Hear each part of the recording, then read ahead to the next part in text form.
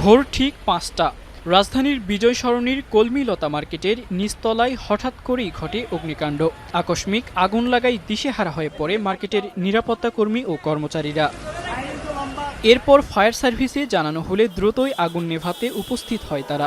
মোট ১০টি ইউনিট ২ ঘন্টার চেষ্টায় আগুন নেভাতে সক্ষম হয়। বড় ধরনের ক্ষয়ক্ষতি থেকে মার্কেট রক্ষা পেলেও পুড়ে যায় ১০ থেকে ১২টি দোকান। ব্যবসায়ীদের দাবি, কোটি টাকার বেশি ক্ষতি হয়েছে তাদের। ঈদের মাল ভরপুর ছিল, ঈদের জন্য মাল উড়াইতেছে, ডেলি উড়ানো হইতেছে। সেই হিসাবে মাল প্রায় ক্যাশ টাকা পয়সা সহই আসলো। আর মোবাইল কাঠকুটো ছিল, এগুলো সব ব্যবসায় মিলাই করতাম। ২০ লাখের কম বেশি হবে আর কি। ছাটার বন্ধ ছিল, ছাটার ওই থেকে দোকান লাগছে, কারেন্টের থেকে লাগছে বন্ধ, অন্ধকার হয়ে গেছে, যার যা নেওয়া শেষে বাইরেছে। স্থানীয়দের অভিযোগ, মার্কেটের অগ্নি নির্বাপন ব্যবস্থা খুবই দুর্বল।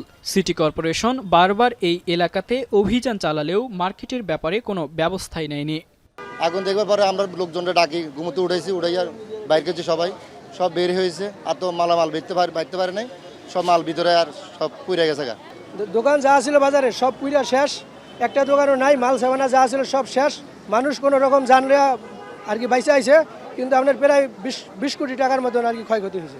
এদিকে ফায়ার সার্ভিসের পরিচালক জানান, মার্কেটের পাশে হাসপাতাল ছিল, শঙ্কা ছিল সেখানে আগুন ছড়িয়ে পড়ার। তবে তার আগেই তারা আগুন নিয়ন্ত্রণে আনে। অগ্নিকাণ্ডের কারণ ও ক্ষয়ক্ষতির পরিমাণ তদন্ত সাপেক্ষে জানানো হবে বলেও জানান তিনি। কলমিলতা বাজারের পাশে কিওর স্পেশালাইজড হসপিটাল ছিল, সেখানেও ফায়ার ফাইটার এবং স্থানীয় জনতার সহায়তায় আমরা ফায়ারটা যাতে ওই এলাকায় না যায় এবং আমরা নিয়ন্ত্রণে রাখতে সক্ষম হই। ফায়ার সার্ভিস জানায়, অগ্নিকাণ্ডে হতাহতের কোনো ঘটনা ঘটেনি।